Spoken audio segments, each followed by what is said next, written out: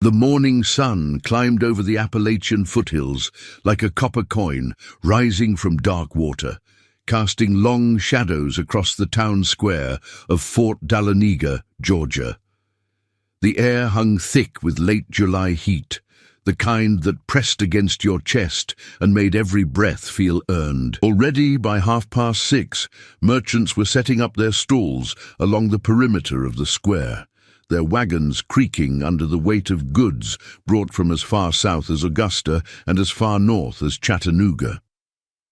Samuel Pritchard stood on the platform they'd erected 2 days prior, running his hand along the freshly planed pine.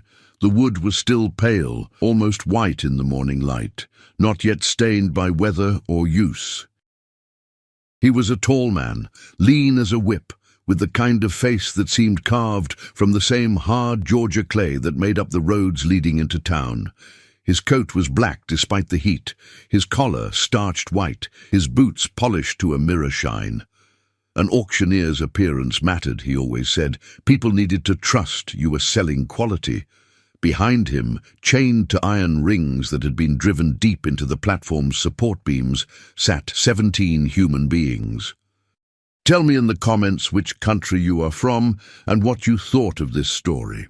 And if this story made an impression on you, subscribe to the channel so you don't miss any future stories. 12 men, 3 women, 2 children. They'd arrived 3 days ago in 2 wagons from a failed plantation outside of Milledgeville, the owner having drunk and gambled himself into bankruptcy. The chains connecting their ankles rattled softly whenever anyone shifted position, a sound that had become so constant over the past 72 hours that most people in town had stopped hearing it entirely. "Mr. Pritchard, sir." A young man approached the platform, barely 20 years old, his face pink with exertion and heat. Timothy Hawkins, the sheriff's deputy, had been assigned to help with security for the auction. "Sheriff Caleb wants to know if you need more men stationed around the square." Samuel glanced around the growing crowd. Planters from 3 counties had arrived, their families in tow, treating the day like a festival. Women in summer dresses gossiped near the lemonade stand. Old Mrs. Henderson had set up. Children chased each other between the wagons, their laughter carrying across the square. The church bell rang 7 times, marking the hour. "I think we'll be fine, Timothy," Samuel said, pulling a silver watch from his vest pocket. "We've got 6 armed men, the sheriff himself, and about 200 witnesses. Anyone foolish enough to cause trouble would be signing their own death warrant." Timothy nodded, but his hand remained on the pistol at his hip. "There's been talk, sir, about Cherokee up in the hills. Some folks say they've been moving closer, refusing to go west like they're supposed to." Samuel waved a dismissive hand. "The Cherokee are broken, son. The Removal Act saw to that. Most of them are already halfway to Oklahoma territory, and the ones that aren't are too busy hiding in caves to cause any real problem. Now go help Mrs. Henderson with those crates. She's about to drop one." As Timothy hurried away, Samuel turned to examine his merchandise. The man in the front row, the one with shoulders broad as a barn door and hands that could palm a watermelon like an apple, that one would fetch top dollar. Field worker, probably mid-20s, no visible scars or signs of disease. The 2 children, a boy and girl who couldn't be more than 8 or 9, sat pressed against one of the women, likely their mother. Family units sometimes sold for less, people not wanting the complication, but there were always a few buyers looking for future workers they could raise from young. "Water," the broad-shouldered man said, his voice like gravel shifting. "Please." Samuel looked at him for a long moment, then gestured to one of the guards. "Give them water. Can't sell dry goods." The guard, a thick-necked man named Porter, brought over a bucket and ladle. He moved down the line, letting each person drink, though he was careful not to let them have too much. Couldn't have them needing to relieve themselves during the bidding. That would slow everything down. The woman with the 2 children drank last. Her name was written on the manifest as Celia, age 26, experienced in household work and childcare. When she finished drinking, she looked directly at Samuel, her eyes holding something he couldn't quite name. Not defiance exactly. Not submission either. Something older than either of those things. "They say Cherokee used to trade in this square," she said quietly, "before the fort was built. They say this was sacred ground." Porter raised his hand to strike her, but Samuel stopped him with a look. "That's just stories, woman. This ground is sacred to one thing now, and that's commerce. You'd do well to remember that." The church bell rang again. 15 minutes past 7. People were beginning to gather closer to the platform now, the serious buyers moving to the front. Samuel recognized most of them. Thomas Wickham from the Chattahoochee plantations, always looking for strong backs for his cotton fields. The Barnwell brothers from South Carolina, who'd driven 2 days to attend. Reverend Isaiah Polk, who insisted on offering a prayer before every auction. Though Samuel suspected the good reverend was more interested in securing a cook for his household than in anyone's salvation. "Ladies and gentlemen," Samuel called out, his voice carrying across the square, "we'll begin promptly at 8 o'clock. In the meantime, please feel free to examine the merchandise up close. All sales are final, but I assure you every item has been thoroughly inspected and comes with my personal guarantee of quality." As the crowd pressed forward, asking questions and examining teeth and muscles like they were buying horses, Celia closed her eyes. Her children pressed closer against her, and she could feel their hearts beating rapid as bird wings. She thought about the stories her grandmother had told her, stories from before the auction blocks and the chains, stories about warriors who painted their faces with clay from sacred rivers and who knew every trail through these mountains like they knew the lines on their own palms. She thought about those stories, and she prayed they were more than just stories. Up in the hills, 5 miles north of Fort Dahlonega, a man named Sali crouched beside a stream, washing red clay across his face in 3 horizontal lines. Behind him, 11 other men did the same, their movements ritualized, purposeful. They were Cherokee warriors, though that word meant something different now than it had a generation ago. Now it meant refugee, holdout, the stubborn and the desperate who refused to walk the trail west that had already killed thousands of their people.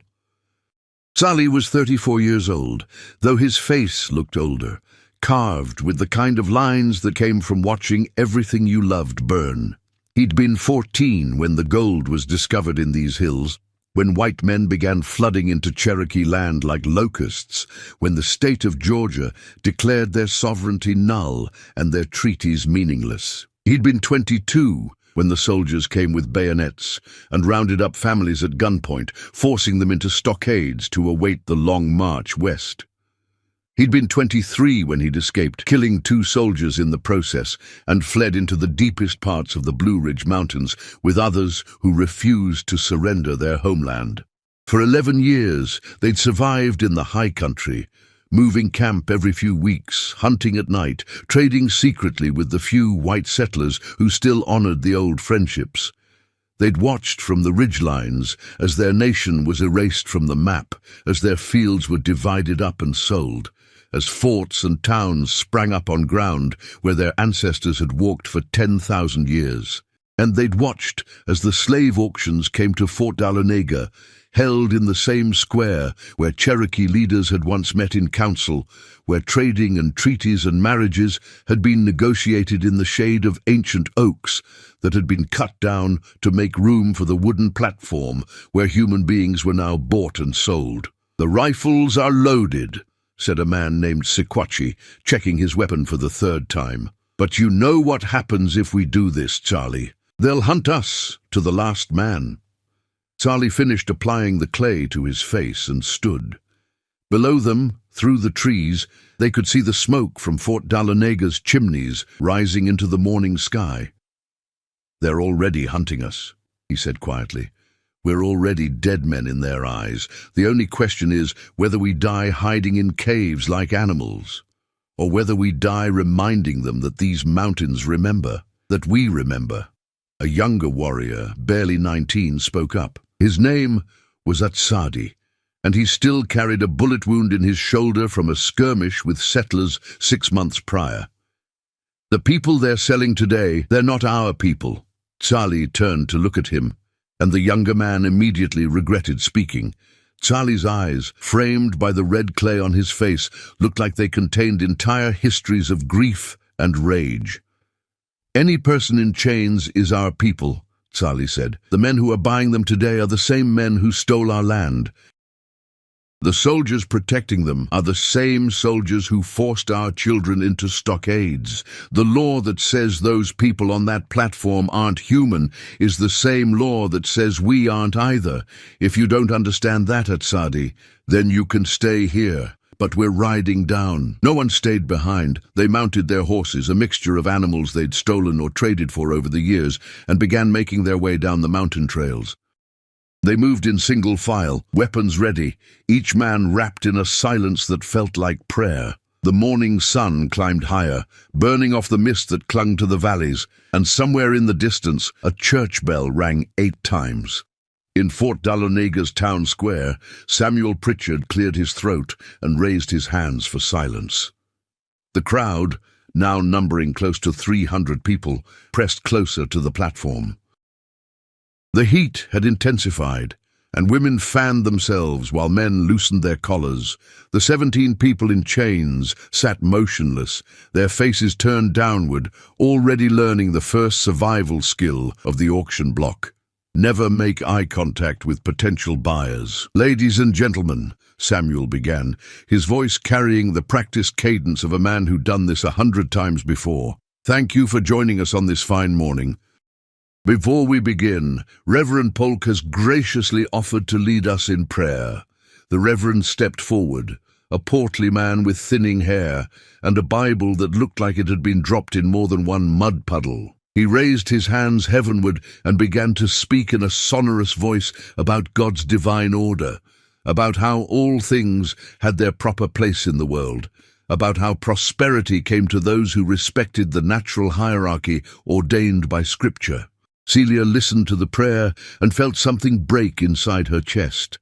Not hope, she'd lost that 2 years ago when she'd been sold away from her husband. Not faith, she'd buried that alongside the 3 children she'd lost before these 2 were born. What broke was something deeper, some last strand of acceptance, some final willingness to believe that any of this made sense or would ever stop or could be survived by simply enduring. She opened her eyes and looked out at the crowd.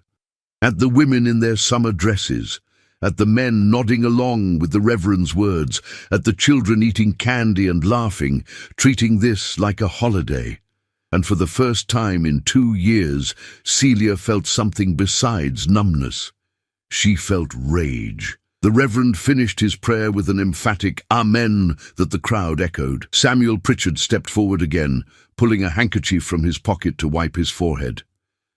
"Excellent. Excellent.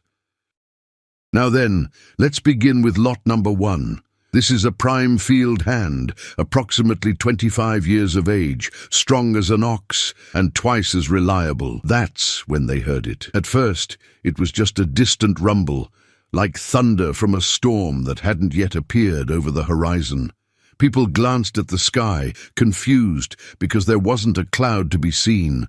The rumble grew louder, resolving into a sound that made several men in the crowd reach for weapons they weren't carrying. Hoofbeats, dozens of them. They came from the North Road, the one that led into the hills, moving fast. The crowd began to turn, conversations dying mid-sentence. Timothy Hawkins, standing near the platform, drew his pistol and called out to Sheriff Caleb, who was pushing through the crowd toward the sound. Then the riders burst into the square.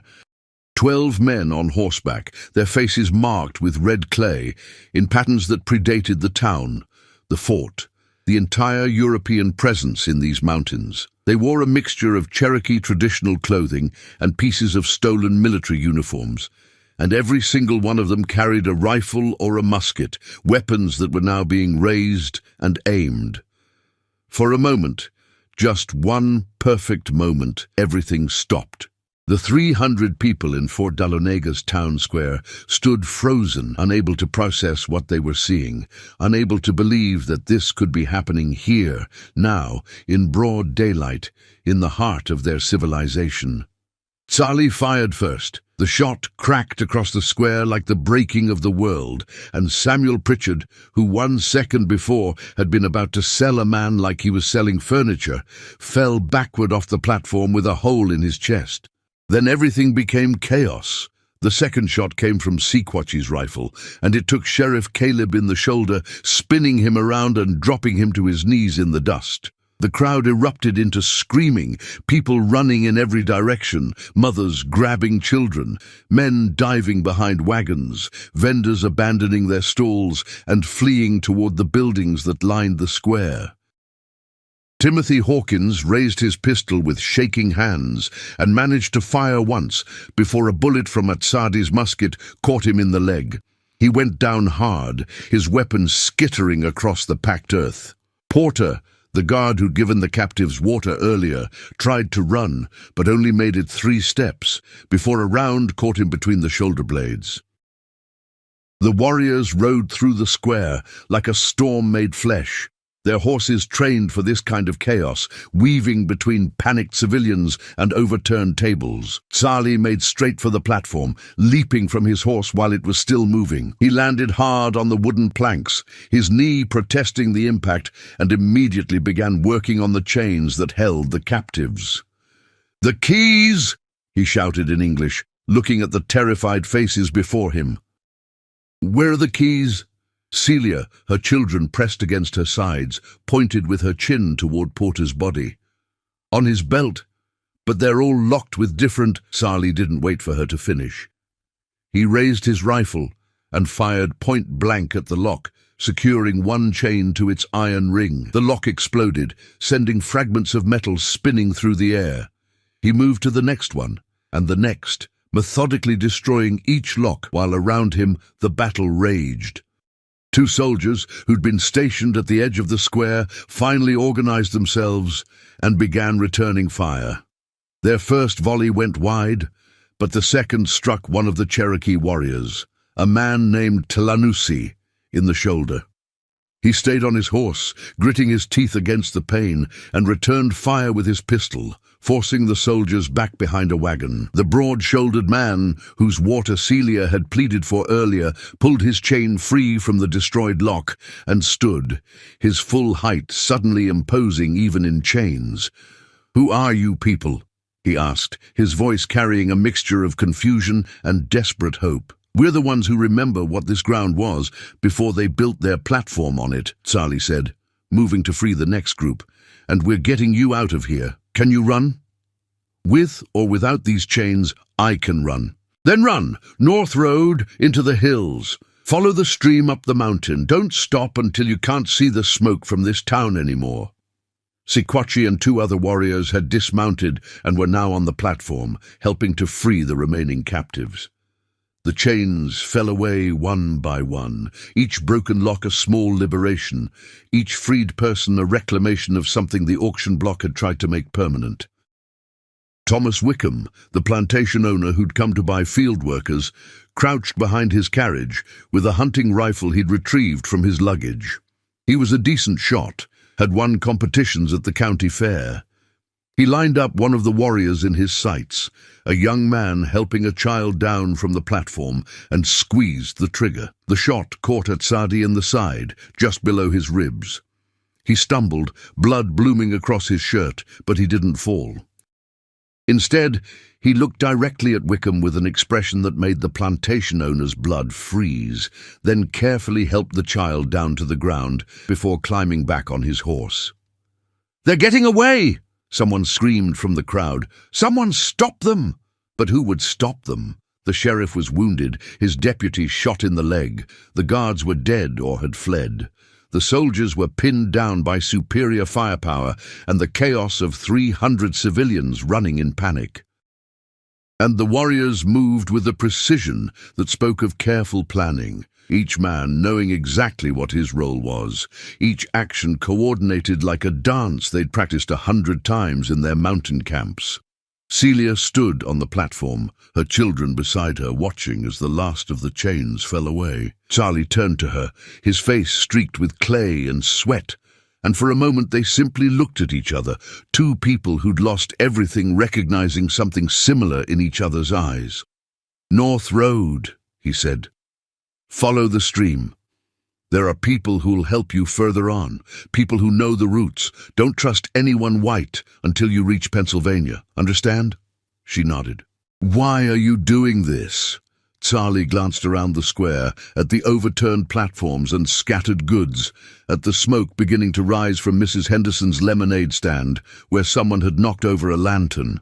"Because they took our home and called it progress, because they put our people in chains and called it law, because we're already dead in their eyes, so we might as well die making them remember we were here."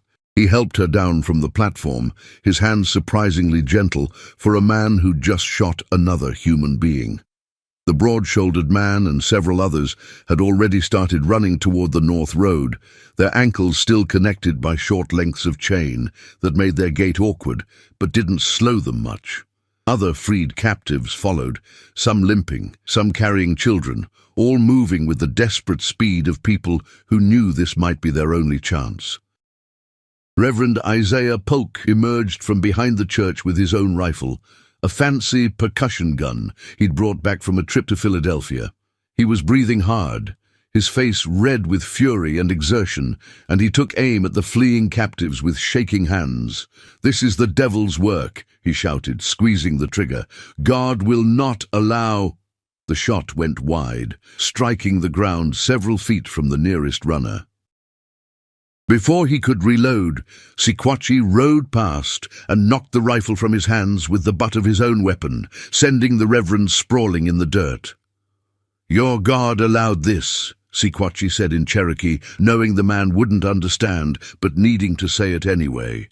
"Your God watched it all and did nothing, so we did." The last of the freed captives cleared the platform. Charlie counted heads quickly, making sure all 17 were either running or already out of sight down the North Road.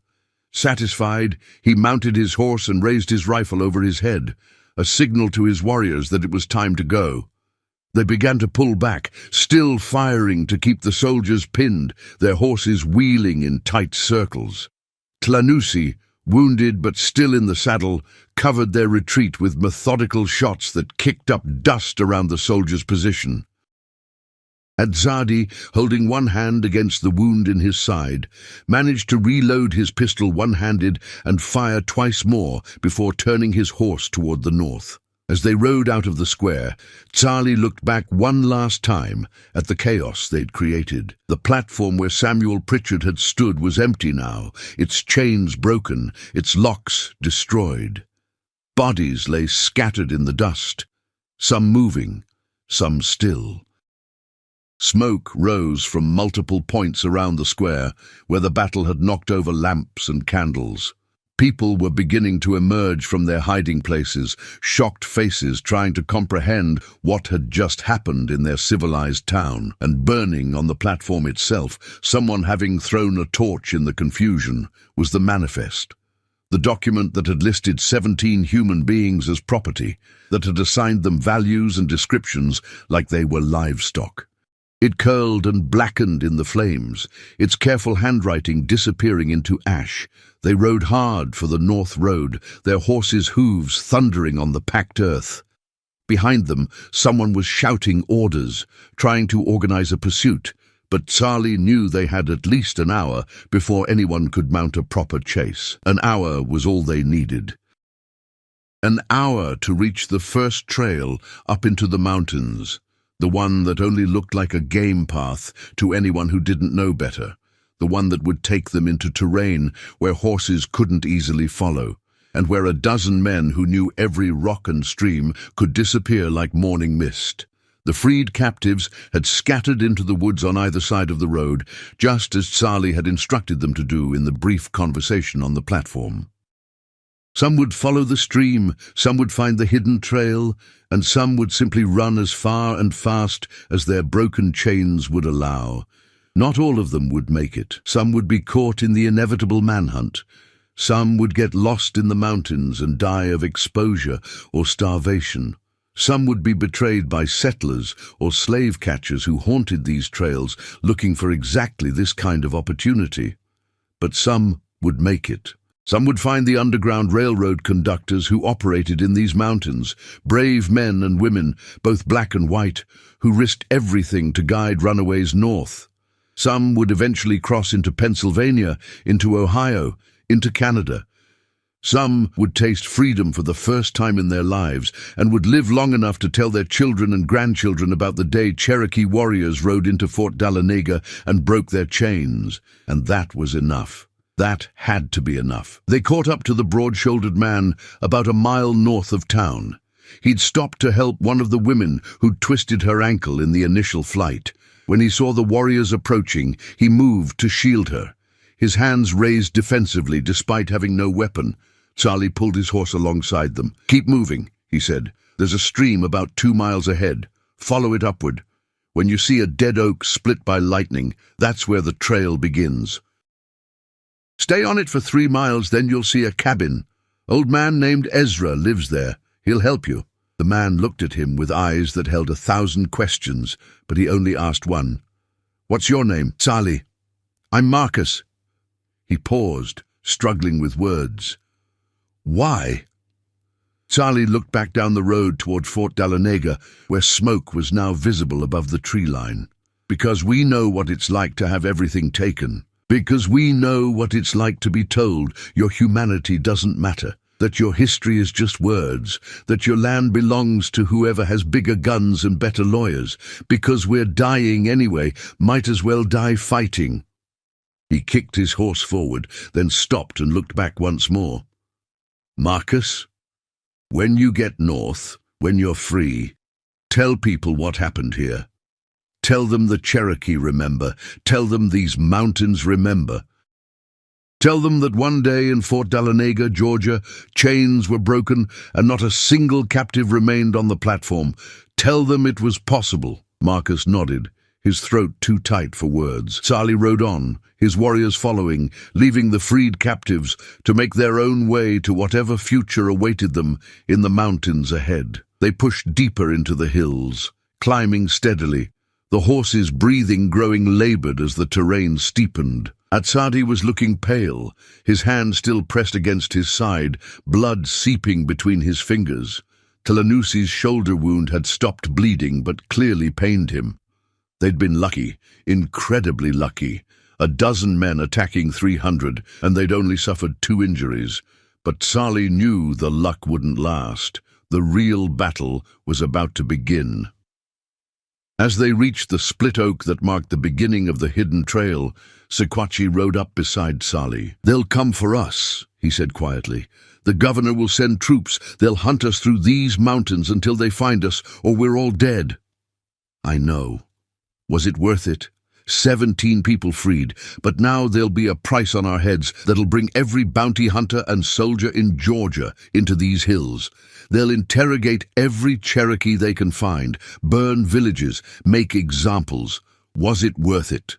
Charlie thought about the look in Celia's eyes when the last chain fell away. He thought about the platform burning, its manifest turning to ash. He thought about how, for just a few minutes, the square at Fort Dahlonega had belonged not to the auctioneers and buyers, not to the soldiers and sheriffs, but to people who remembered that ground differently, who saw it as something other than a marketplace for human flesh. "Ask me again when we're dead," he said. "Then I'll tell you if it was worth it." They pushed deeper into the mountains, following trails that had been old when the first Europeans arrived, trails that wound through country so rough that even now, in 1837, there were valleys and hollows that appeared on no white man's map. The sun climbed toward noon, and behind them, very faint now, they could hear what might have been church bells, or might have been the sound of soldiers mustering for pursuit. Ezra's cabin appeared exactly where Charlie said it would be, nestled in a clearing so carefully hidden that you had to know it was there to find it. The old man emerged as they approached, his shotgun ready until he recognized the riders. He was Cherokee too, or had been once, though he'd taken a white name and lived like a hermit to avoid removal. His face was a roadmap of wrinkles, his hair white as snow. "I heard shooting," he said, as Sali dismounted. "Sounded like it came from the fort." "The freed will be coming this way," Sali said. 17 of them. They'll need food, dry clothes, directions to the next station. Can you help them?" Ezra looked at the warriors, taking in their war paint, their weapons, the blood on Atsadi's shirt. "What did you do, boy?" "We reminded them that these mountains remember, that we remember." The old man was silent for a long moment. Then he nodded slowly. "I'll help them. But you know what's coming now. You know what you've started." "It was already started," Sali said. "We just refused to let it end quietly." They rested for an hour, long enough for Ezra to bandage the wounded and for everyone to drink water from the spring behind the cabin. Then they mounted up again, because staying anywhere too long was death. As they prepared to leave, the first of the freed captives emerged from the trail. It was Celia and her children, moving faster than Sali would have thought possible given their ordeal. She stopped when she saw the warriors, her chest heaving from exertion. "Thank you," she said simply. Sali nodded. There was nothing to say that wouldn't sound inadequate or grandiose. They'd done what they'd done. Now she had to do the rest. As the warriors disappeared back into the forest, heading for one of their high camps, Ezra led Celia and her children into his cabin. Through the single window, she could see the mountains rising in every direction, their slopes covered in endless forest. Somewhere out there, other freed captives were running, hoping, surviving. Somewhere out there, soldiers were beginning their hunt. But for now, for this moment, she was not on a platform. She was not in chains, and her children were beside her, breathing free air. It was enough. It had to be enough. Colonel William Dunmore arrived in Fort Dahlonega 3 days after the attack with 47 regular army troops, 12 Georgia militia, and authorization from Governor William Schley to use whatever force necessary to capture or kill the Cherokee raiders. He was a severe man, 52 years old, with a face that looked like it had been chiseled from granite and left out in the rain until all the softness weathered away. He stood in the town square on a grey afternoon, looking at the burned platform and the bloodstains that August rain hadn't yet washed away. Around him, the surviving auctioneers and buyers gave their statements, each one more agitated than the last, demanding justice, demanding retribution, demanding that the government prove it could protect civilized people from savages. 12 riders, Dunmore said flatly, listening to the descriptions. 12 Cherokee, most likely holdouts from the removal, attacked a square full of 300 people, killed 3, wounded 7, and freed every slave on the auction block. Is that your report? Sheriff Caleb, his arm in a sling and his face still pale from blood loss, nodded. Yes, sir. They came from the north, hit us like lightning, and were gone before we could organize a proper defense. My deputy is still recovering from a leg wound. They knew exactly what they were doing. And where did the freed slaves go? North, into the mountains. We tried to organize a pursuit, but Caleb gestured helplessly at the surrounding hills. Colonel, I've got 5 deputies, and most of them are shopkeepers who wear a badge on weekends. These Cherokee, they know terrain up there that hasn't been mapped. They could hide an army in those mountains. Dunmore walked slowly around the square, his boots clicking on the wood planks that hadn't burned. He stopped at one of the iron rings where chains had been attached, noting how the lock had been shot away rather than picked. Professional work, military thinking. These weren't desperate refugees acting out of panic. This was a planned operation, executed with precision. I want maps, he said. Every trail, every creek, every cabin within 20 miles of here. I want lists of every Cherokee known to be in these mountains, their last known locations, their associations. I want informants, scouts, anyone who knows these hills better than my men do, and I want them now. Thomas Wickham stepped forward, his hunting rifle conspicuously displayed across his chest. Colonel, with respect, these savages attacked us in broad daylight.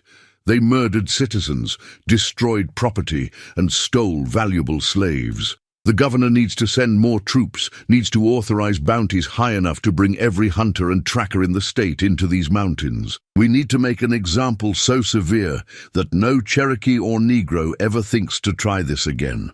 Dunmore looked at the plantation owner with eyes that could freeze water.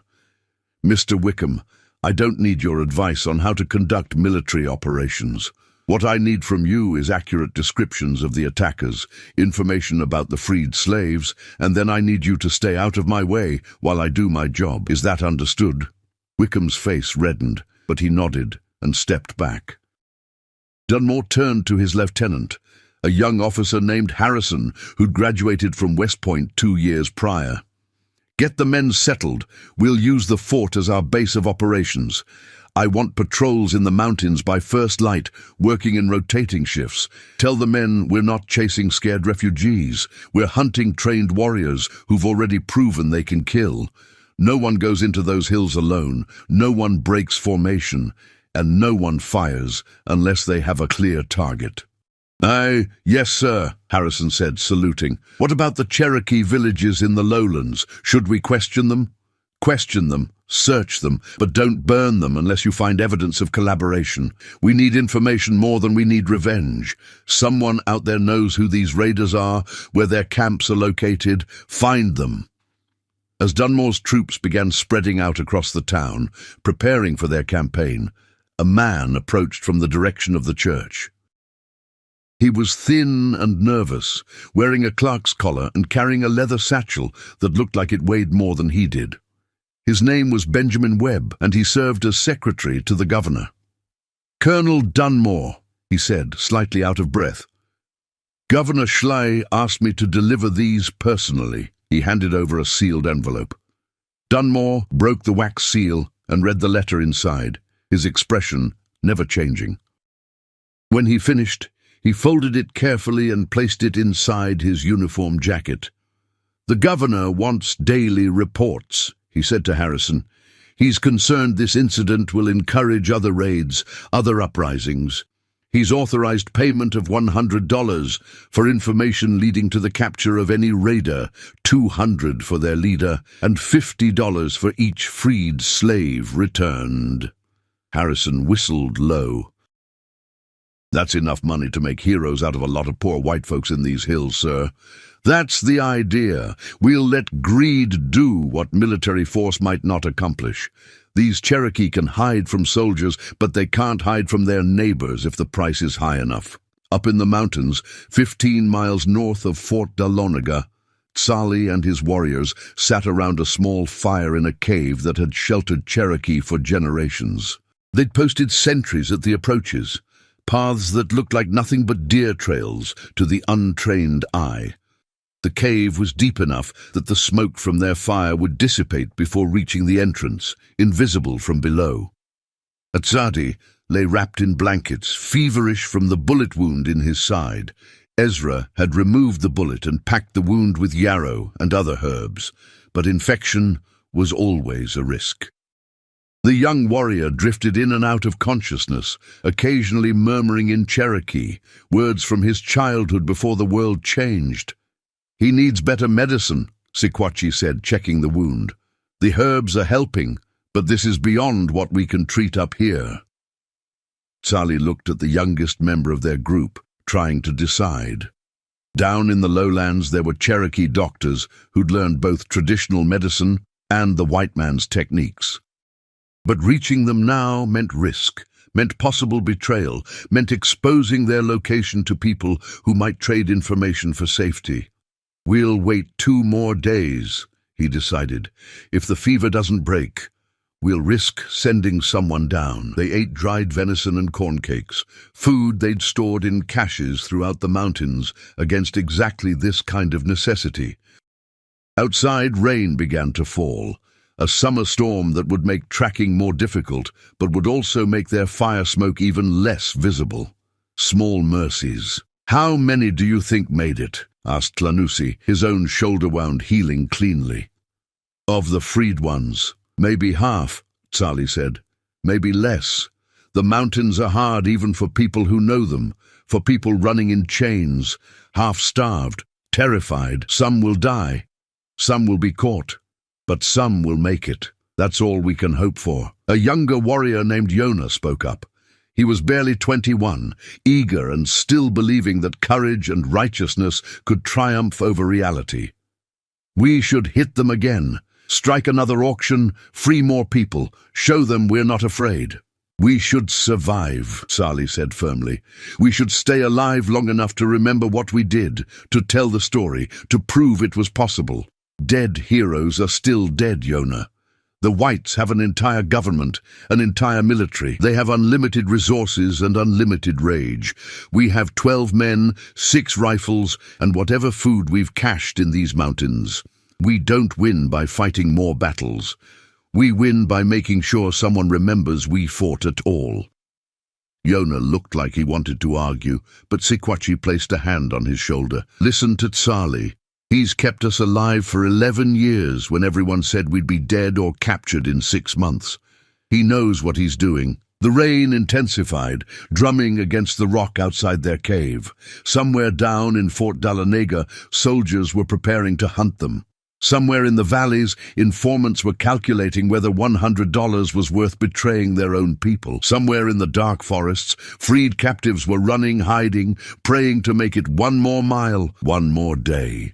And in the cave, 12 Cherokee warriors sat around a fire and remembered better days, when these mountains had been theirs, when their people had numbered in the thousands, when the idea of an auction platform selling human beings in what had once been sacred ground would have been unthinkable.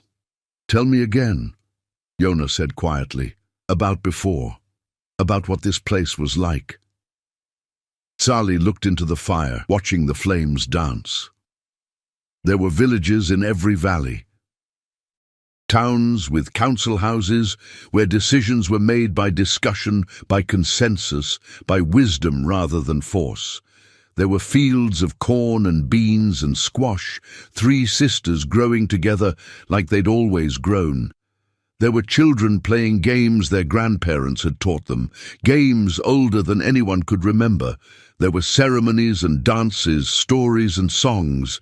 There was a whole world, Yonah, a whole civilization that had existed for thousands of years. And then white men found gold in these hills, and within a generation, all of that was erased, like it never existed. But we remember, Sequatchie said. We remember, Sally agreed. And now, because of what we did 3 days ago, some freed slaves will remember too. They'll remember that Cherokee warriors rode into Fort Dalanega and broke their chains. They'll tell their children, and their children will tell their children. And maybe, generations from now, someone will understand that we were all fighting the same enemy, suffering from the same evil. Maybe they'll understand that racism and greed and the hunger for other people's land and labor, that's all the same sickness wearing different masks. Atsadi stirred in his blankets, his eyes opening briefly. Did we win? He asked, his voice barely audible. Tsali moved to his side, placing a cool hand on the young man's burning forehead. We're still here, still free. That's the only victory that matters. The young warrior smiled weakly and closed his eyes again, drifting back into fever dreams. 3 miles to the south, in a hollow that didn't appear on any map, Celia and her children huddled in a lean-to that Underground Railroad conductors maintained for runaways. An older black man named Josiah, who'd bought his own freedom 15 years prior and now risked it constantly to help others, had found them on the trail and brought them here. You'll rest tonight, he said, offering them johnny cakes and salt pork. Tomorrow I'll take you to the next station. From there, it's a week's travel to the Tennessee border, another 2 weeks to Kentucky. Kentucky's got some free territories, some places where you can disappear if you're careful. Or you can keep going all the way to Canada. That's true freedom, but it's a hard road. Celia's son, whose name was Jacob, looked up at Josiah with wide eyes. Are there more people like those warriors? More people who'll fight? Josiah hesitated, choosing his words carefully. There are people fighting in lots of different ways, son. Some fight with guns and raids. Some fight by running, by refusing to be caught, by making it north against every odds stacked against them. Some fight by staying in slave states and helping others escape, knowing they could be killed any day for it. All of it's fighting. All of it matters. What those Cherokee did, Celia said softly, riding into that square, breaking our chains. I didn't think anyone would ever do something like that for us. Didn't think anyone saw us as worth saving. You were always worth saving, Josiah said. The fact that some people can't see that, that's their blindness, not your fault. Those warriors, they saw clearly. They saw human beings in chains, and they did something about it. That's all any of us can do. See clearly, and do something about it. Later, after the children had fallen asleep, Celia sat at the entrance to the lean-to and looked up at the mountains. Rain clouds obscured the peaks, but she could feel them there, ancient and solid, older than any of the horrors that had happened in their shadow. Somewhere up there, the Cherokee warriors were hiding, hunted by an entire army for the crime of setting her free. She thought about Sally's face, marked with red clay, as he broke the locks on her chains. She thought about the fury and sadness in his eyes, emotions she recognized because she carried them too.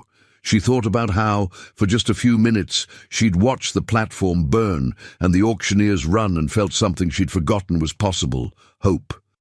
"Thank you," she whispered to the mountains, knowing the words would never reach the men who needed to hear them, saying them anyway because some things needed to be spoken even if no one was listening. The rain continued through the night, washing away tracks, eroding the bloodstains in Fort Dahloneg's square, making the world temporarily clean. But dawn would come, as it always did, and with it would come soldiers and bounty hunters and the long, brutal process of hunting 12 men through mountains that had already seen too much death, too much loss, too much history written in blood and betrayal. The first patrol went missing on the 5th day. Lieutenant Harrison led a squad of 8 men up a trail that local guides swore led to a series of caves where Cherokee holdouts were rumored to hide. They left Fort Dahlonega at dawn, well-armed and well-supplied, with orders to scout the area and return by nightfall. They never came back. Colonel Dunmore stood in his makeshift office, a commandeered room in the fort's main building, staring at a map of the mountains with growing frustration. 2 days had passed since Harrison's disappearance, and search parties had found nothing.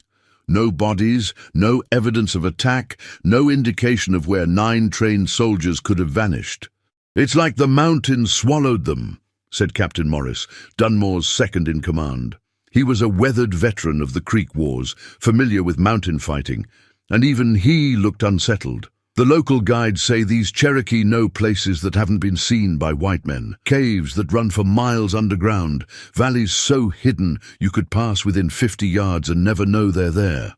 "I don't believe in magic caves and invisible valleys," Dunmore said, though his voice lacked conviction. "Those men are somewhere. Either they're dead, captured, or they deserted. Send out 3 more patrols, smaller groups this time, with orders to stay on marked trails. I want runners between each group every 2 hours, and get me more local guides, ones who actually know these mountains instead of pretending they do." But finding guides proved difficult. The Cherokee who remained in the lowlands either genuinely didn't know where the holdouts were hiding or wouldn't say. The white settlers who lived in the mountain valleys had learned long ago that the less they knew about Cherokee resistance, the safer they were. And the freed slaves who might have information had scattered like seeds in the wind, impossible to track. In the town square, the bounty notices fluttered on every post and wall. $100 for information. $200 for the leader, $50 for each returned slave. It was more money than most people in northern Georgia would see in a year. But so far, no one had come forward with actionable intelligence. Thomas Wickham paced in the square, his frustration evident to anyone watching. He'd lost 17 slaves worth several $1,000s, and every day that passed without their recovery made it less likely he'd ever see that money again. He'd hired 3 slave catchers out of his own pocket, hard men who knew the underground railroad routes, but so far they'd found nothing. "This is unacceptable," he said to anyone who would listen. "The government is supposed to protect property rights. That's the whole point of government. What kind of civilization allows savages to raid towns in broad daylight?" Reverend Polk, his rifle incident apparently forgotten, stood nearby. "It's a judgment," he intoned. "God is testing us, seeing if we have the strength to maintain order against chaos. We must be resolute. We must show these Cherokee and these rebellious slaves that society has rules, that there are consequences for breaking those rules." In the fort's medical building, Timothy Hawkins lay recovering from his leg wound. The bullet had shattered his femur, and the doctor said he'd walk with a limp for the rest of his life. He was 19 years old, had been a deputy for less than a year, and now his career was effectively over. He stared at the ceiling and tried not to think about the Cherokee warrior's face, young and determined, as he'd fired the shot that changed Timothy's life forever. Meanwhile, up in the mountains, the Cherokee warriors were dealing with their own crisis. Atsadi's fever had broken, but the young man was weak, unable to travel. They'd been in the same cave for 6 days now, longer than was safe, but moving him risked reopening the wound and causing internal bleeding. "We need to split up," Sequatchie said, voicing what everyone had been thinking. "Half of us stay with Atsadi, half lead the soldiers away from here. Make them chase ghosts while the others recover." Sali considered this. It was sound tactical thinking, but it also meant dividing their already small force. 12 warriors were barely enough to defend themselves if discovered. 6 would be helpless against a determined assault. "How many patrols have we seen?" he asked. 3 in the past 2 days, said Talanusi, who'd been watching the approaches. "Small groups, 6 to 8 men. They're staying on the main trails, not venturing into the deep country." "They're scared." "They should be," Yona said. After what happened to that first patrol, there was an uncomfortable silence. No one wanted to talk about Lieutenant Harrison and his men, about what the warriors had been forced to do when they'd encountered them in a narrow canyon. It hadn't been murder, exactly. It had been survival. But the line between those two things got thinner every day. "We can't keep this up indefinitely," Tsali said. "Eventually they'll bring in more troops, better trackers. Eventually they'll get lucky, or we'll make a mistake. We need an endgame." "We could go west," suggested one warrior. "Join the Cherokee who were forced out. There's still a nation in Oklahoma territory." Tsali shook his head. "The Trail of Tears killed thousands. The people who made it west, they're barely surviving, crowded onto land the government promised them until they decide they want that too. We go west, we're just accepting a slower death." "Then what?" Sequatchie asked. "We can't hide in these mountains forever. Winter's coming in a few months. Food will be scarce. If Atsadi's injury doesn't heal properly, we'll be down to 11 men. How long do we fight before we're just dying slowly instead of living?" Tsali looked at his old friend, seeing the exhaustion in his eyes. Sequatchie had been with him since the beginning, had escaped the stockades alongside him 11 years ago, had survived everything the mountains and the government had thrown at them. But survival took a toll. You could see it in how their faces had hardened, how their bodies carried the accumulated injuries of a dozen small battles, how their eyes held a weariness that no amount of sleep could cure. "I don't know," Tsali admitted. "I don't know how this ends, but I know it mattered. What we did in that square, freeing those people, burning that platform, that mattered. Even if we all died tomorrow, that mattered." "Will it?" Yona asked, and there was something desperate in his voice. "Will anyone remember in 10 years, 20? Or will they just remember that some Cherokee raiders caused trouble and were hunted down like animals?" Before Tsali could answer, one of the sentries came running into the cave. "Soldiers!" he gasped. "Coming up the South Trail, at least 20 of them, maybe more. They're less than an hour away." Everyone moved immediately, years of practice making them efficient. They gathered their weapons, their few supplies, preparing to evacuate. But Sadi couldn't be moved, not safely. The young warrior tried to stand and collapsed, his face going white with pain. "Leave me," he said. "I'll slow you down. Leave me and save yourselves." "That's not how this works," Sali said firmly. He turned to Sequachi. "Take the others. Lead the soldiers away from here. Make them follow you deeper into the mountains. I'll stay with Sadi. When he's strong enough to travel, we'll catch up." "That's suicide," Sequachi protested. "If they find this cave—" "They won't. There are 3 other caves in this area that look more promising. You know which ones. Make tracks leading toward them. Make the soldiers think that's where we're hiding. By the time they figure out they're empty, we'll be gone." The warriors looked at each other, understanding the plan but not liking it. Splitting up meant vulnerability. It meant if one group was captured or killed, the others might never know. But it also meant survival, at least for some of them.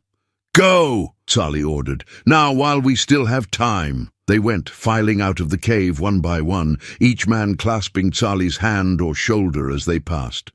Sequachi was last.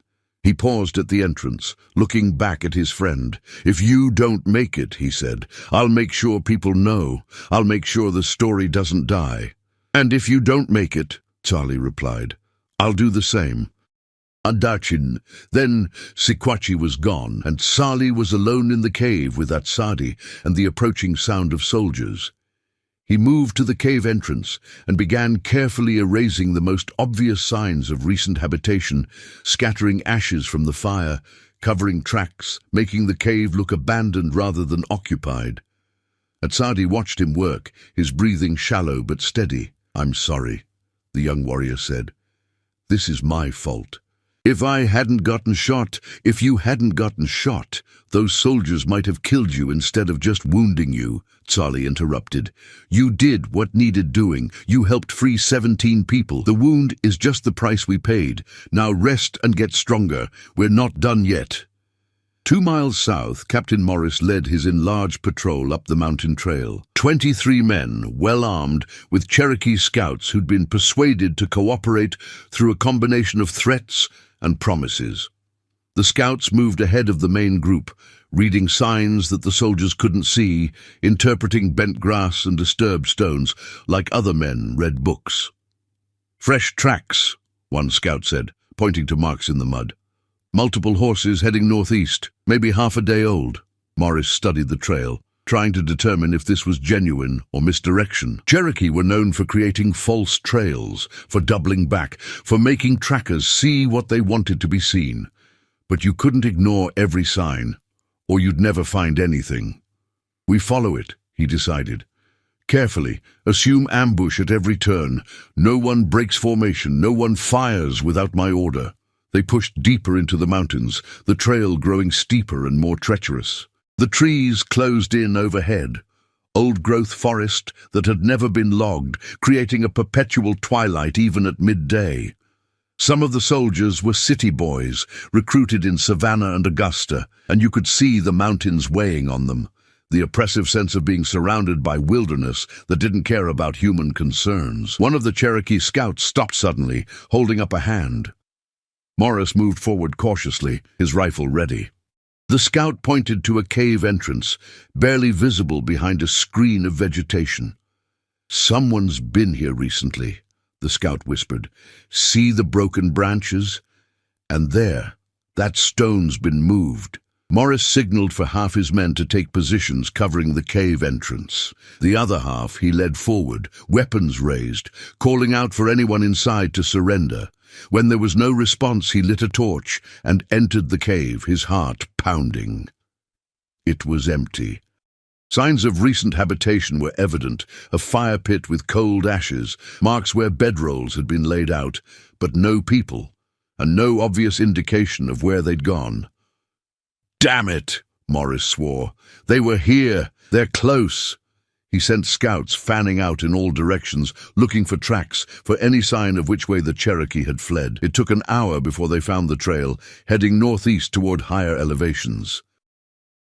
Morris reorganized his men and followed, knowing he was probably being led exactly where the Cherokee wanted him to go, but having no choice except to follow.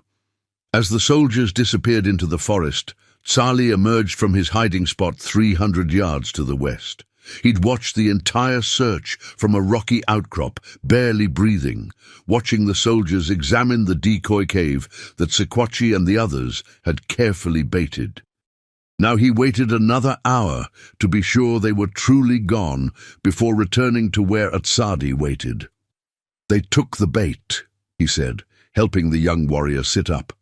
"Sequatchie's leading them on a chase through the high country. We have maybe 2 days before they figure it out and double back. Can you travel?" Atsadi stood, wincing but staying upright. "I can travel." They gathered their few possessions and began moving west, away from the soldiers, away from the obvious trails, toward a section of the mountains so remote that even other Cherokee rarely ventured there. It was slow going, Atsadi needing to rest frequently, but they made steady progress. As they walked, Tsali thought about Yona's question. Would anyone remember? Would the story of what they'd done in Fort Dahlonega survive, or would it be buried under official reports and government narratives that painted them as nothing but raiders and criminals? He thought about Marcus, the broad-shouldered man they'd freed, and wondered if he'd made it north. He thought about Celia and her children, hoped they were somewhere safe, somewhere the bounty hunters couldn't reach. He thought about the 17 people whose chains they'd broken and hoped that at least some of them were breathing free air, living lives that the auction block had tried to steal from them. And he thought about his own people, the Cherokee who'd been forced west on the Trail of Tears, the thousands who died in stockades and on the Long March, the civilization that had been erased as thoroughly as if it had never existed. How did you keep memory alive when the people who held those memories were scattered, killed, forced into silence? "Tell me something," Atsadi said as they rested by a stream. "Do you think we'll win? Not the fight against the soldiers. I know how that ends. But the bigger fight. The fight for people to remember, to understand what was done to us, to the slaves, to everyone who stood in the way of their expansion and their greed. Do you think truth wins eventually?" Tsali was silent for a long time, listening to the water flowing over stones, thinking about history and memory and how stories survived. "I think," he finally said, "that truth is like this water. You can dam it up, redirect it, try to stop it from flowing, but eventually it finds a way through. Maybe not in our lifetime, maybe not even in our grandchildren's lifetime. But eventually, the truth about what happened here, about what we did and why we did it, that'll flow through all the lies and justifications and official histories. Someone, someday, will understand." "I hope you're right," Atsadi said. "So do I," Tsali admitted. "So do I." They continued walking as the sun moved across the sky, 2 Cherokee warriors in mountains that had belonged to their people for millennia, hunted by an army that represented a government that didn't recognize their humanity, fighting a battle they knew they couldn't win, but refusing to stop fighting anyway. Behind them, Captain Morris's patrol pushed deeper into the high country, following false trails and ghost signs, never quite catching up to the warriors they were chasing. And in Fort Dahlonega, Colonel Dunmore stared at his maps and wondered how 12 men could disappear so completely into mountains that were supposed to be conquered, civilized, understood. The answer, though he'd never admit it, was simple. The mountains weren't conquered. They'd never been conquered. They just waited, patient and ancient, while human beings played out their small dramas of greed and violence and occasional heroism in their shadow. And they remembered. The mountains remembered everything. Marcus stood at the edge of a river in southeastern Pennsylvania, looking back the way he'd come. 3 months had passed since Fort Dahlonega. 3 months of running and hiding and moving north through an underground network of safe houses and brave people who risked everything to guide runaways to freedom. He'd lost track of how many miles he'd walked, how many times he'd hidden in root cellars and haystacks while slave catchers passed by, how many close calls had nearly ended his journey. But he'd made it. He'd crossed the Mason-Dixon line 3 days ago, and now he stood in a free state, chains broken, legally human for the first time in his life. The irony that crossing an invisible line on a map could transform you from property to person wasn't lost on him. Neither was the knowledge that even here, even in Pennsylvania, he wasn't truly safe. The Fugitive Slave Act meant bounty hunters could still legally capture and return him to Georgia. Freedom was always conditional, always temporary, always something that could be taken away. A man approached from the nearby farmhouse, an older Quaker named Elijah, who'd been sheltering runaways for 20 years. "Thee are staying?" he asked in the formal way the Quakers spoke. Marcus shook his head. "No. I'm going to keep moving north, maybe to Canada, but first I need to do something. I need to tell someone about what happened in Fort Dahlonega, about the Cherokee who freed us." Elijah nodded slowly. "There's a newspaper editor in Philadelphia, a man named Garrison, who publishes stories about the abolitionist movement.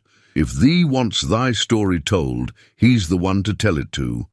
3 days later, Marcus sat in a cramped office in Philadelphia, facing a white man with intense eyes and ink-stained fingers. William Lloyd Garrison listened to the story of the Fort Dahlonega raid with absolute attention, occasionally asking questions, taking notes in a cramped handwriting that covered page after page. "And you're certain it was Cherokee warriors?"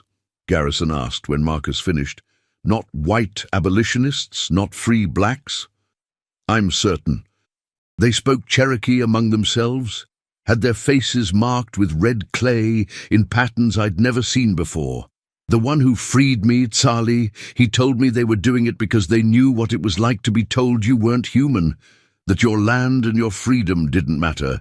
He said we were fighting the same enemy." Garrison leaned back in his chair, his mind already composing the article. "This is important, Marcus.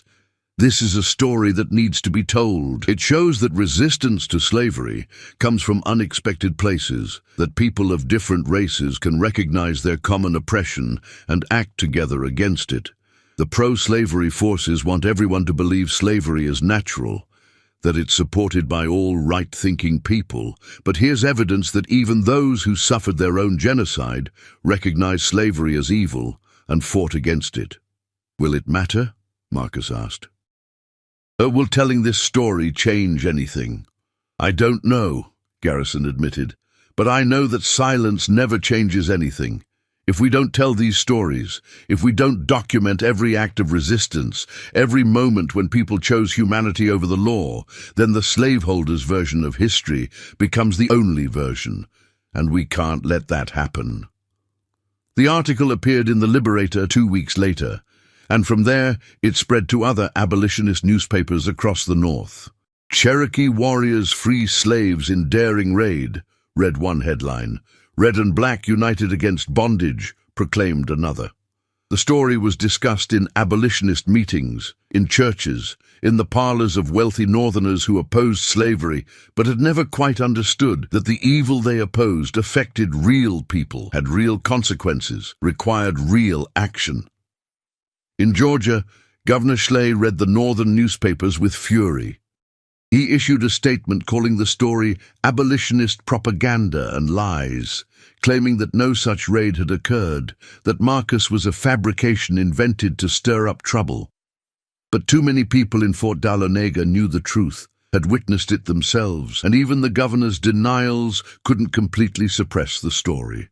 Back in the mountains, Tsali and his warriors knew nothing about Marcus's article or the attention their raid had generated in distant northern cities.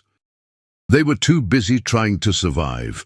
Colonel Dunmore had brought in more troops, including Cherokee scouts from the west who'd been promised land grants if they helped track down the holdouts. The mountains that had protected the warriors for so long were slowly becoming a trap. They'd lost 2 more men since splitting up. One had been shot by a patrol, dying before they could get him to safety. Another had simply disappeared during a scouting mission. Whether killed, captured, or deserted, no one knew. They were down to 10 warriors now, exhausted, running low on ammunition, watching their food caches get discovered one by one. "We can't win this," Sequatchie said one night as they huddled in yet another temporary camp. "We all know it. The only question is how we end it. Do we die fighting, or do we try to escape west, see if we can make it to Oklahoma territory?" Tzali looked around at his remaining men. Yonah, still eager but with eyes that had seen too much death. Tilanusi, his shoulder wound healed, but leaving him with limited movement in that arm. Atsadi recovered from his bullet wound but moving stiffly, never quite getting back to full strength. And the others, tired men who'd been fighting for so long they could barely remember what peace felt like. "If we go west," Tzali said slowly, "we join what's left of our nation. We become part of the Trail of Tears' aftermath, refugees in a land that was promised to us until the next time the government decides they want it. We'll survive, maybe, but we'll be broken." "We're already broken," Sequatchie pointed out. "We're 10 men trying to fight the entire United States Army. We're not heroes in some story. We're just people who've survived longer than we should have, and now we're running out of time." "Then let's use the time we have left for something meaningful," Tzali said. "One more action, one more statement, something that makes it clear why we did what we did." "What are you thinking?" Tzali pulled out a piece of charcoal and a flat piece of birch bark, began sketching something. "The fort at Dahlonega. It's built on ground that was ours before they discovered gold, before they decided Cherokee sovereignty was inconvenient. The auction platform is gone. We burned it. But the fort remains, symbol of everything they took from us. What if we marked it, left a message that can't be ignored?" "That's insane," Yonah said, though his eyes showed interest. "There are soldiers everywhere, patrols constantly. We'd never make it out alive." "Probably not," Tzali agreed. "But we're not making it out alive anyway, not in the long run. At least this way we die saying something, instead of just running until we're too tired to run anymore." They discussed the plan for hours, refining it, arguing about it, each man forced to confront the reality that they were probably planning their own deaths. But in the end, all 10 agreed. They'd spent 11 years hiding, surviving, existing in the margins. Now they would step back into the light one final time, not to fight but to speak. 5 nights later, under a new moon that left the world in almost complete darkness, 10 Cherokee warriors crept down from the mountains toward Fort Dahlonega. They moved like ghosts, using every skill they'd learned over years of evading patrols, crossing terrain that soldiers thought was impassable. By 3 in the morning, they were in position just outside the fort's walls. Tzali, Sequatchie, and Yonah moved forward while the others provided cover. They carried no weapons except knives, knowing that if they were caught, fighting would only get them killed faster. What they carried instead were carved wooden panels, each one inscribed with Cherokee syllabary characters. They'd worked on these carvings for days, using charcoal and dye to make the letters stand out. The fort's walls weren't heavily guarded. Most soldiers were out in the mountains, searching for Cherokee hideouts. The 3 warriors found a section where the logs were newer, replaced after rot damage, and began affixing their panels with crude nails, working as quickly and quietly as possible. Each panel bore the same message in Cherokee syllabary, a language most white settlers couldn't read, but which Cherokee and some educated abolitionists could translate. When they finished, they retreated back to where the others waited, and together they disappeared into the darkness before the dawn patrols began. By the time the sun rose, they were 5 miles into the mountains, moving fast toward one of their deepest hideouts. At 7 in the morning, a soldier doing his rounds noticed the panels on the fort wall and called for Colonel Dunmore. Within an hour, the fort was in chaos. Soldiers stood staring at the Cherokee syllabary characters, trying to understand what they said. One of the Cherokee scouts was brought forward to translate, and what he read made Dunmore's face turn red with rage. The message was simple. These mountains remember. We remember. You built your fort on stolen ground, sold human beings on sacred earth. We are Cherokee warriors. We freed 17 captives because we know what chains feel like. Hunt us if you will. Kill us if you can. But you cannot kill memory. You cannot kill truth. Long after your fort crumbles and your nation falls, the mountains will remember what you did here. Below the message was a list of names, Cherokee syllabary characters that spelled out Tsali, Sequatchie, Yona, and the others. Not to boast, but to ensure that whoever told the story later would know their names, would know they were real people, not just abstractions. "Tear them down," Dunmore ordered. "Tear them down now." But it was too late. A journalist from the Dahlonega Mint newspaper had already seen them, had already copied down the characters. By evening, the story was spreading through town. By the next day, it had reached Savannah. Within a week, abolition newspapers in the North were publishing translations of the Cherokee message alongside Marcus's earlier story about the raid itself. The narrative that Governor Schley had tried to suppress was now undeniable.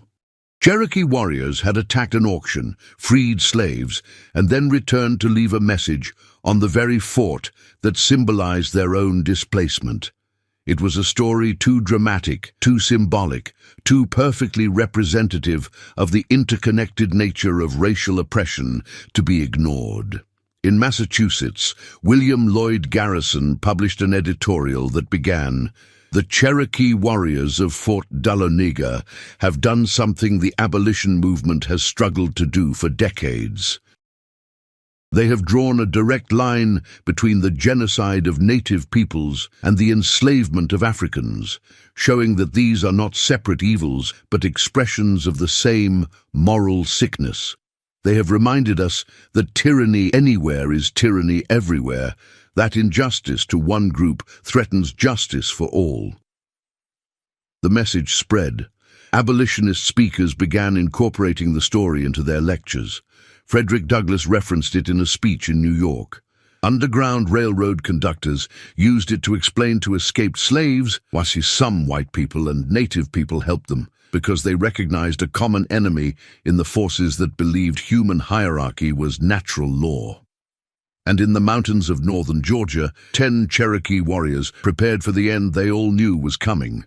They'd said what needed saying, done what needed doing. Now, all that remained was survival for as long as possible and ensuring the story outlived them. Winter came early to the Blue Ridge Mountains in 1837, bringing snow in late November that turned the high country into a frozen landscape where every step left a trackable trail.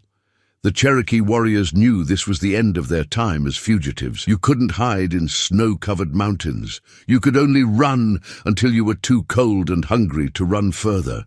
Tsali sat in what they all knew was their final camp, a cave so remote that reaching it required crossing terrain that would kill anyone unfamiliar with the route. 8 warriors remained now. 2 had been killed in a skirmish with the patrol 3 weeks earlier, deaths that had been quick but brutal. Their bodies left where they fell, because retrieving them would have meant capture for the others. "There's a ship," Sequatchie said quietly, sharing information he'd gotten from a Cherokee farmer they'd traded with the previous week, leaving from a port in South Carolina in 3 weeks. "It's going to the Caribbean, then on to England.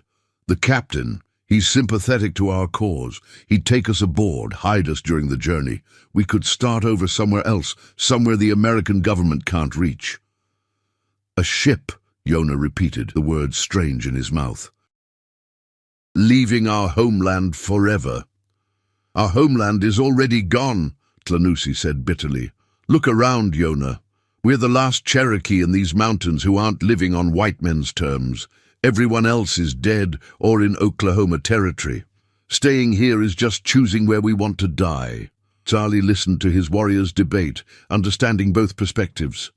11 years ago, when they'd first fled into these mountains, he'd sworn he would never leave, would rather die than abandon the land his ancestors had walked for 10,000 years. But 11 years of watching friends die, of seeing their nation erased, of fighting battles they couldn't win, had worn down that certainty. Now he just felt tired. "If we leave," he said slowly, "the story ends here. We become footnotes. Cherokee who freed some slaves once and then disappeared. But if we stay, if we fight to the end, we make sure the story is complete.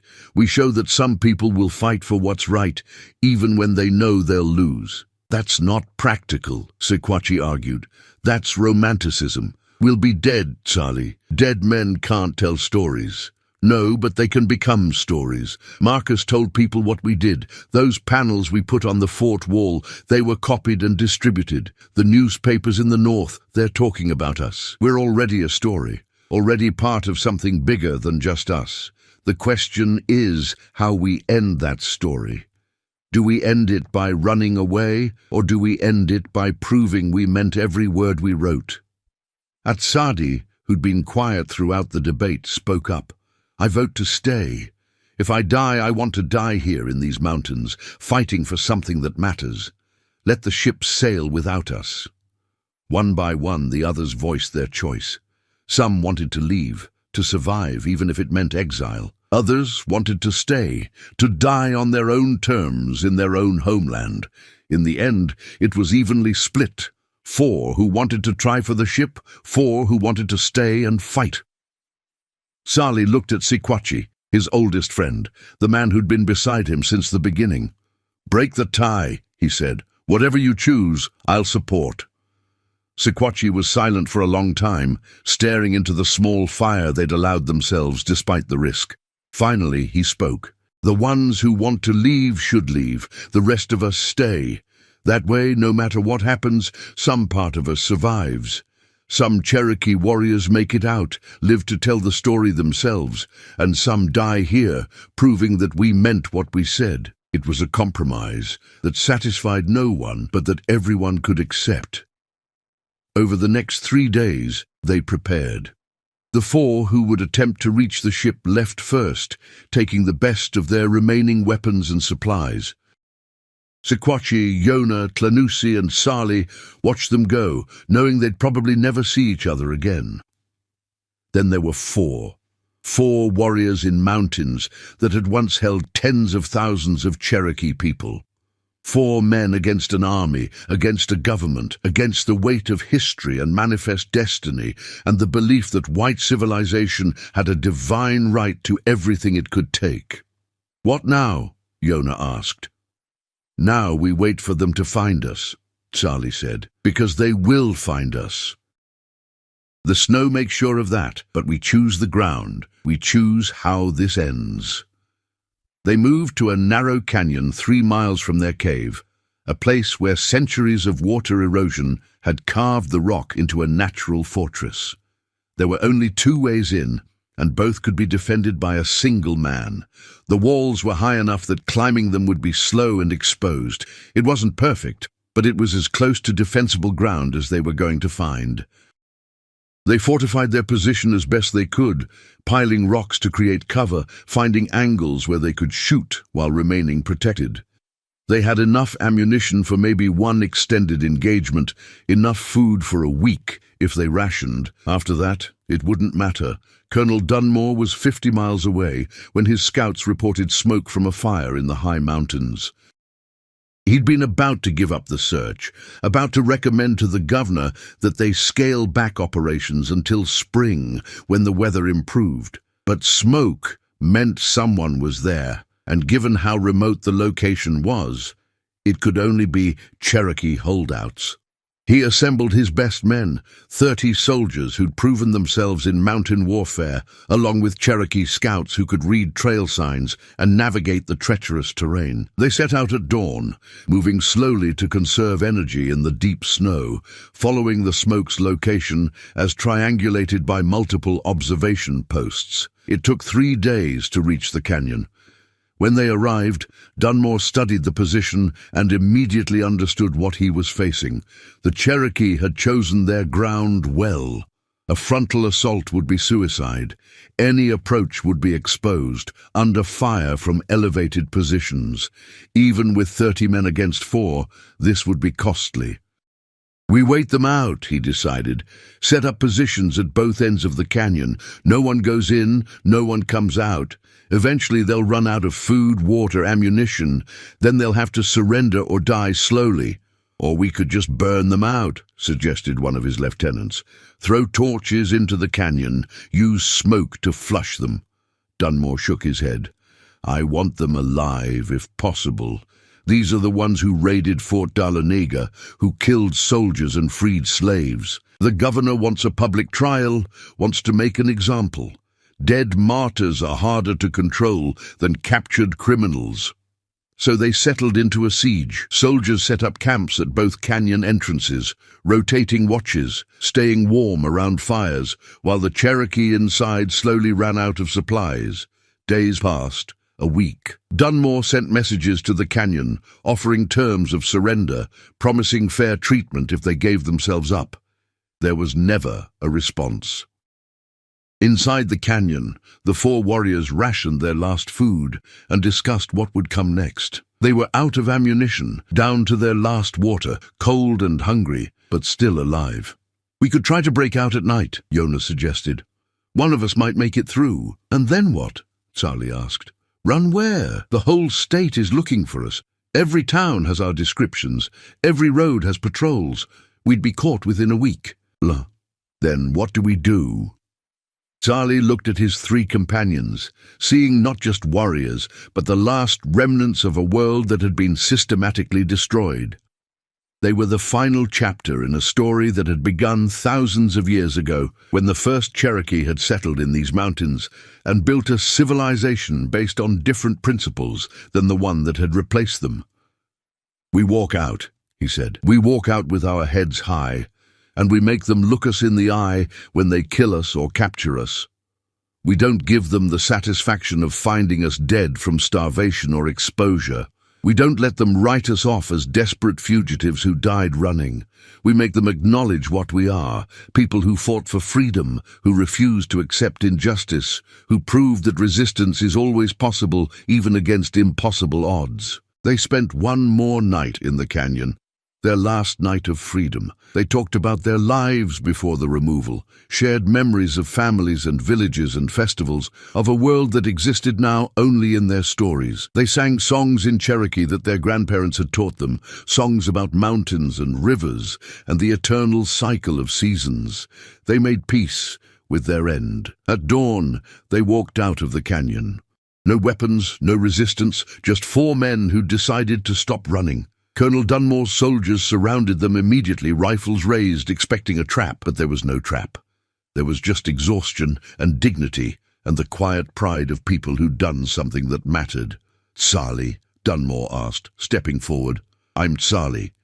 I'm arresting you and your men for murder, theft, destruction of property, and inciting rebellion. You'll be taken to Savannah for trial and sentencing. Do you understand? I understand that you're arresting us for doing what was right, Charlie said in clear English.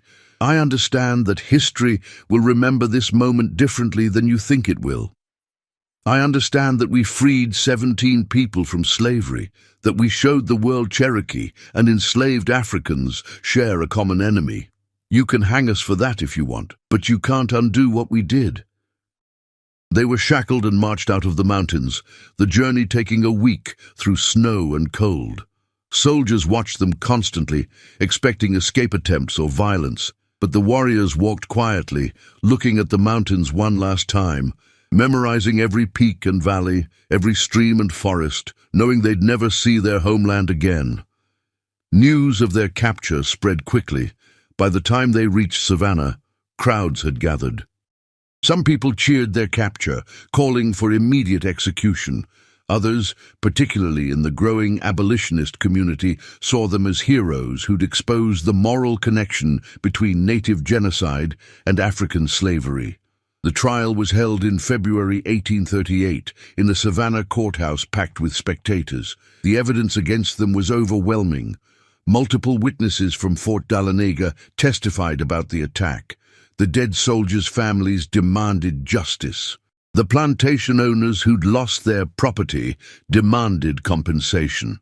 The prosecution called them terrorists, murderers, threats to civilized society.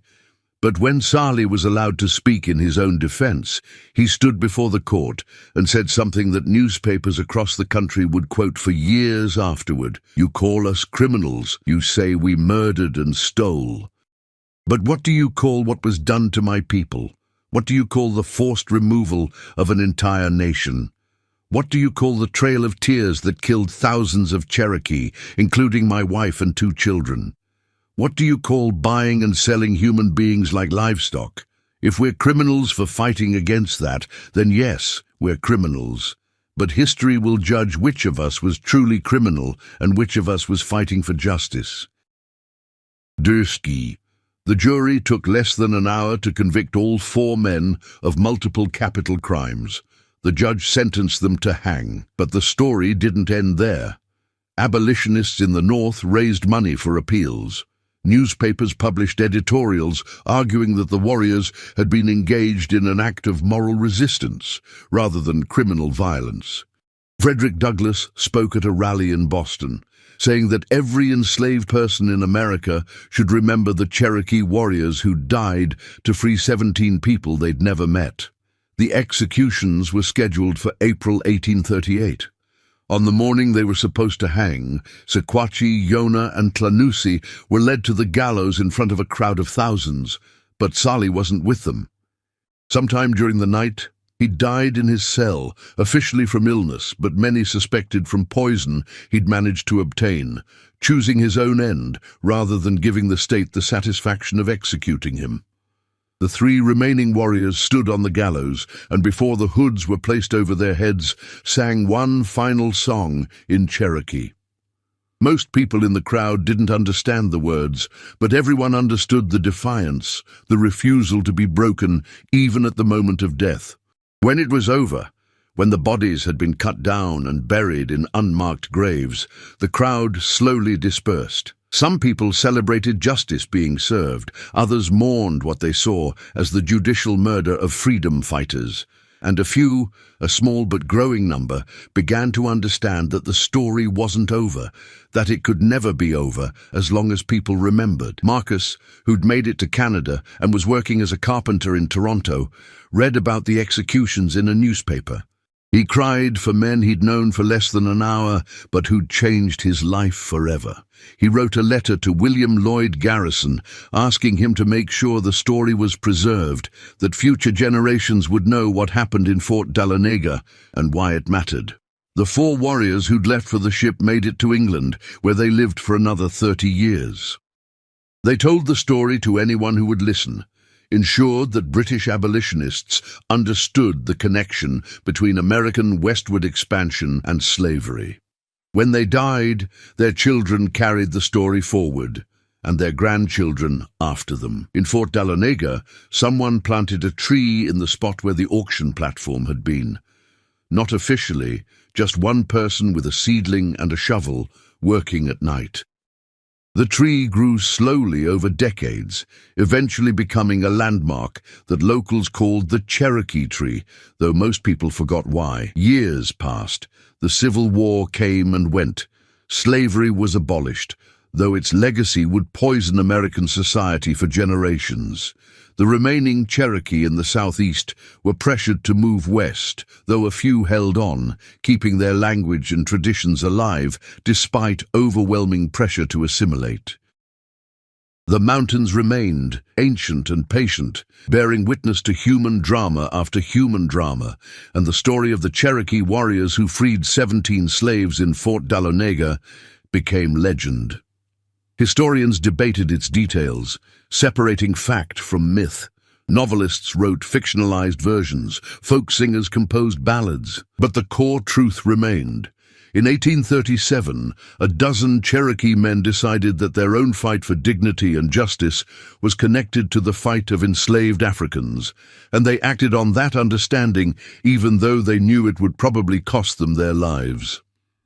On November 18, 2025, Almost 200 years later, historians working in the Georgia State Archives discovered a cache of documents related to the raid and trial. Among them were the original panels that had been removed from the fort wall, their Cherokee syllabary characters still clearly visible. A museum decided to display them, along with transcripts of Sully's courtroom speech and copies of Marcus's newspaper interviews. The exhibit drew crowds. People stood in front of the panels, using translation guides to read the Cherokee characters, understanding for the first time that these weren't abstract historical events, but real people making impossible choices in impossible circumstances. Some visitors left flowers, others left notes thanking the warriors for their sacrifice.